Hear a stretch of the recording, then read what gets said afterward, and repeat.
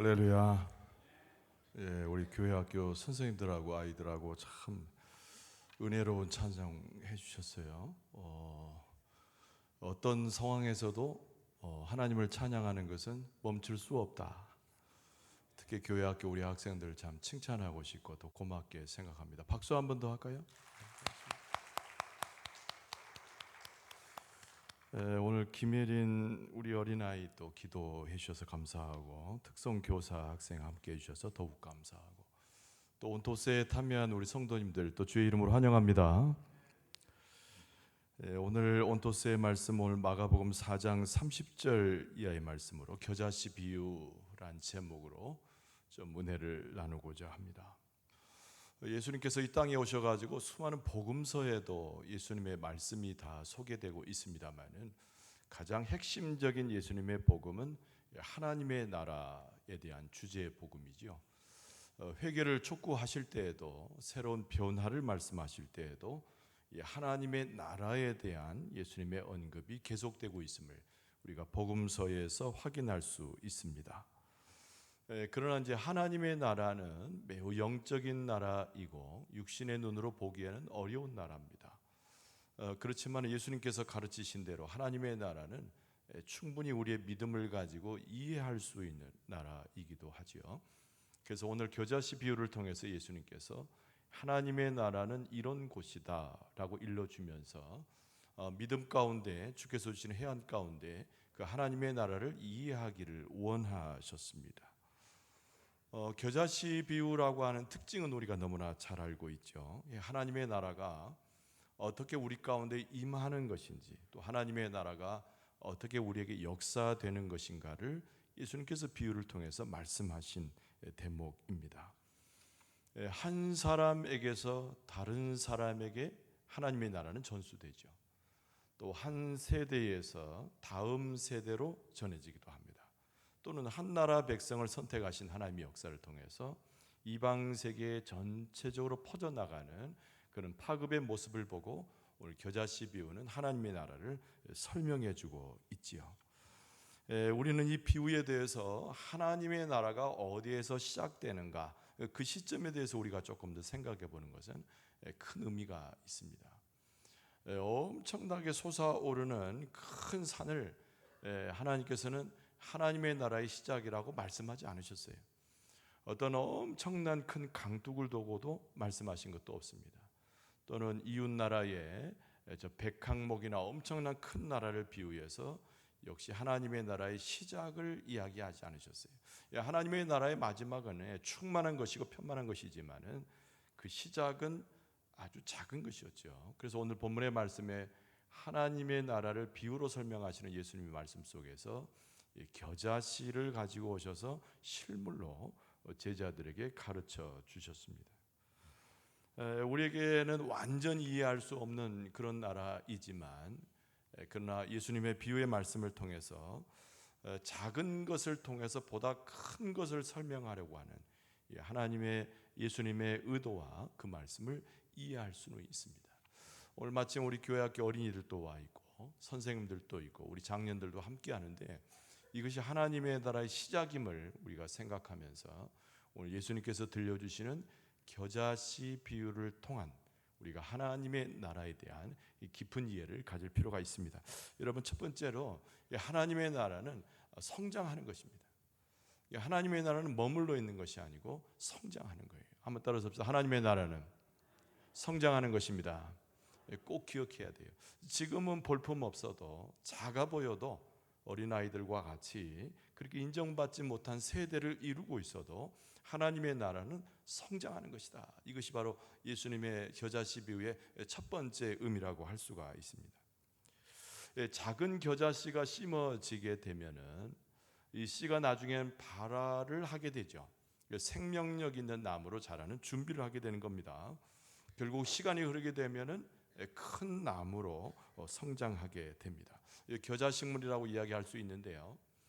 기록에 보니까 한 1m까지 크는 게 겨자씨에서 발화된 겨자나무의 키가 큰 정도입니다. 근데 중요한 것은 이 나뭇가지가 상당히 많은 곳으로 힘있고 튼튼하게 자라난다는 특징을 갖습니다.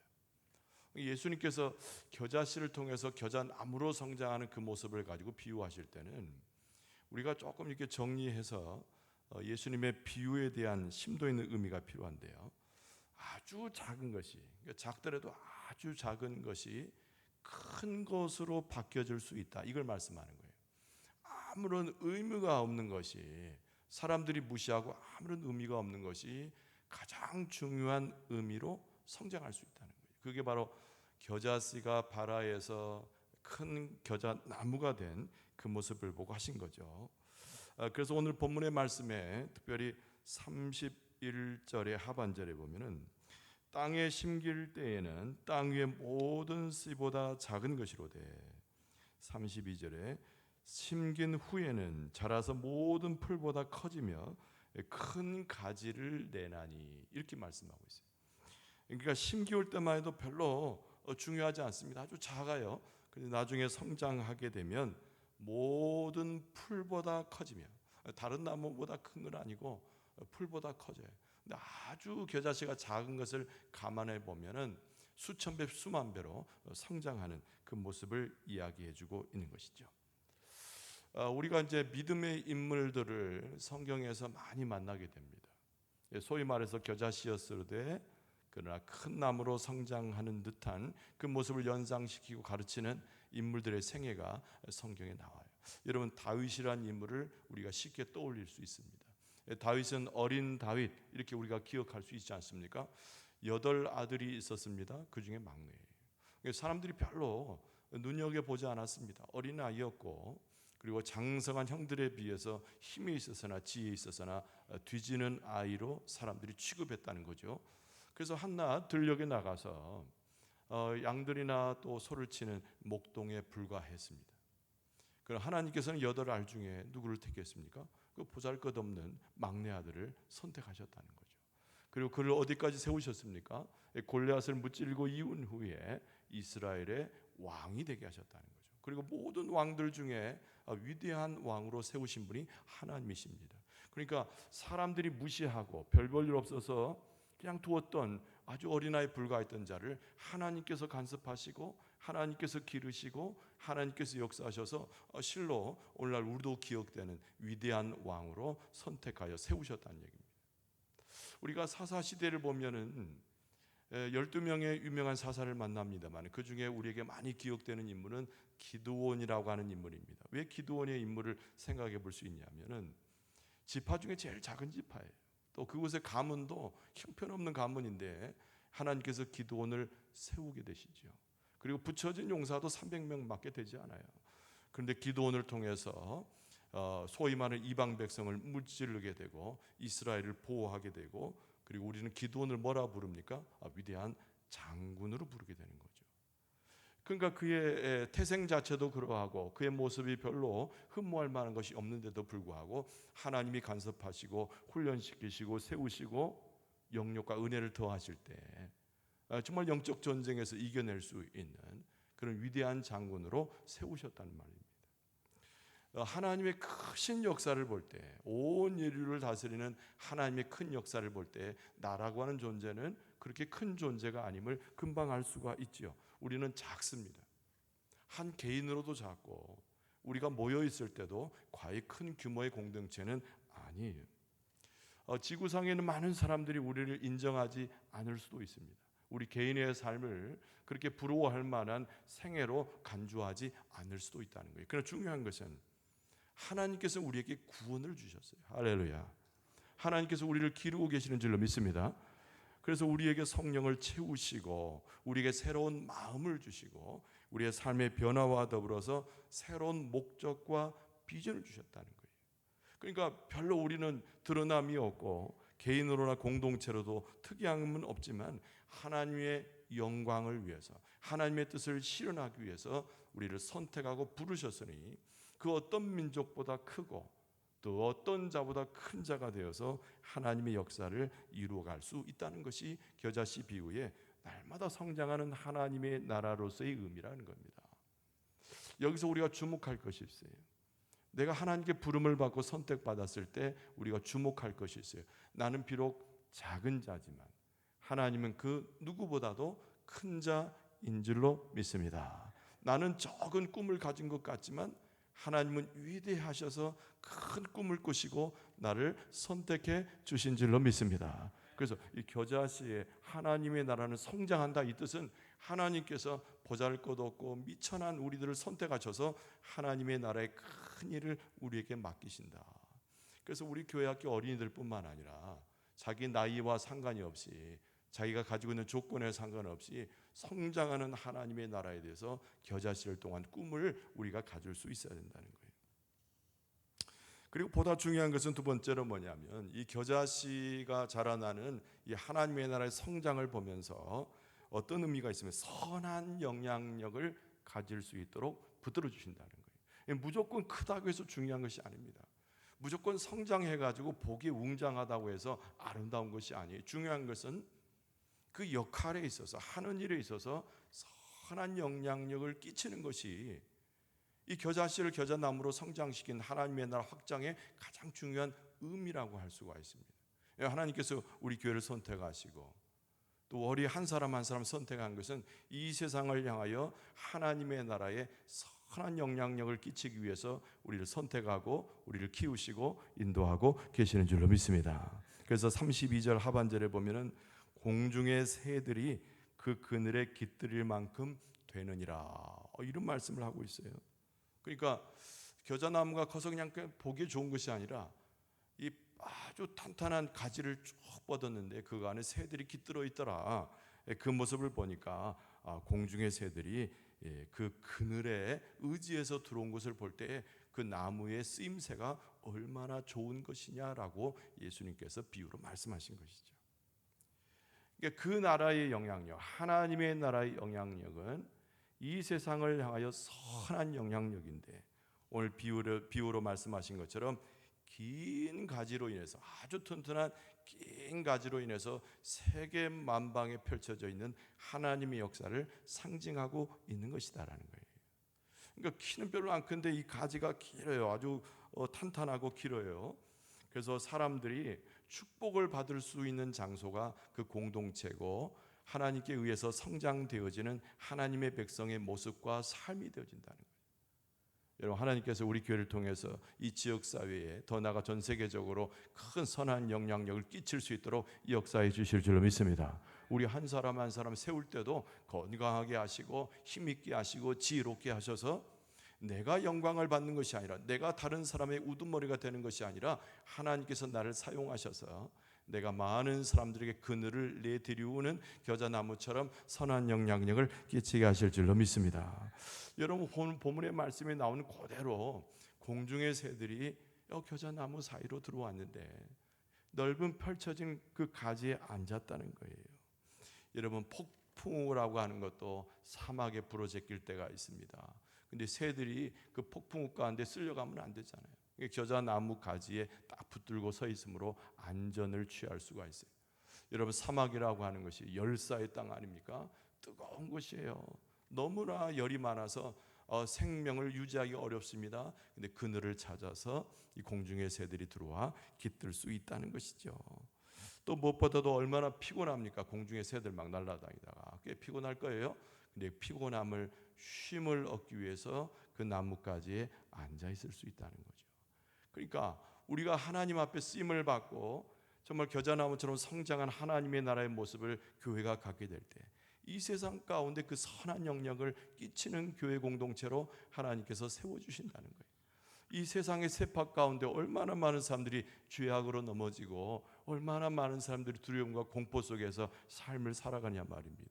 근데 그들이 교회 안에 들어오면 예수 그리스도를 통해서 참된 쉼을 얻게 되고, 할렐루야, 교회를 통해서 생명을 얻게 되고, 교회를 통해서 세계를 보고 하나님의 나라에 들어와서 하나님을 찬송하게 될 줄로 믿습니다. 인생의 폭풍과 밀려와서 해결할 수 없을 때, 육신의 고통으로 인해서, 정신적인 어려움으로 인해서, 영적인 파괴로 인해서 넘어질 때, 그러나 교회 공동체 안에 들어와서 하나님께서 허락하시는 그 넓은 가지에 그곳에 깃드는 자들이 될 때, 여러분, 하나님께서 영적인 숨도 주시고 정신적으로도 맑게 하시고 우리의 모든 건강도 치유하여 주실 줄로 믿습니다. 그런 거죠. 그러니까 선한 영향을 끼치는 하나님의 공동체, 또 하나님께 부름받은 자를 위해서 겨자씨 비유를 허락해 주셨다라고 하는 거예요. 근데 중요한 것은 이 선한 영향력을 끼칠 수 있는 하나님의 백성은 여러 세대에 걸쳐서 계속 성장하게 됐다는 거예요. 그래서 마지막 때 예수님께서 재림하실 때까지 교회는 계속 부흥하고 성장하고, 마지막 하나님의 나라의 역사가 닫힐 때까지 교회는 선한 영향력을 세상 가운데 끼칠 수 있으니 세상에 그늘을 제공하고 쉼을 제공하고 온전한 새로운 소송되는 생명을 증거하는 것이 교회요 우리 성도들의 삶이 되는 줄로 믿습니다. 그러나 여러분, 여기서 한 가지, 이 새가 깃들었다는 말에 한 가지 더 추가된 의미를 깨달아야 돼요. 원래는 전에는 이 새라고 하는 것은 사탄을 상징하는 한 의미로도 통했습니다. 그래서 우리가 예수님의 씨 뿌리는 비유에서 보면은 새들이 와서 그 씨앗을 먹어버리고 말잖아요. 그러니까 여기서 말하는 새라고 하는 것은 일종의 사탄이 교회 공동체 내지는 개인적인 삶에 들어오는 것을 한편으로는 의미하기도 하는 거예요. 여러분, 그러나 이것을 무엇을 이야기하냐면 그런 일을 만나거든, 그런 고통을 공동체 속에서 경험하거든 두려워하지 말라는 겁니다. 그 가운데서 마음 가운데 너무 힘쓰지 말라는 거예요.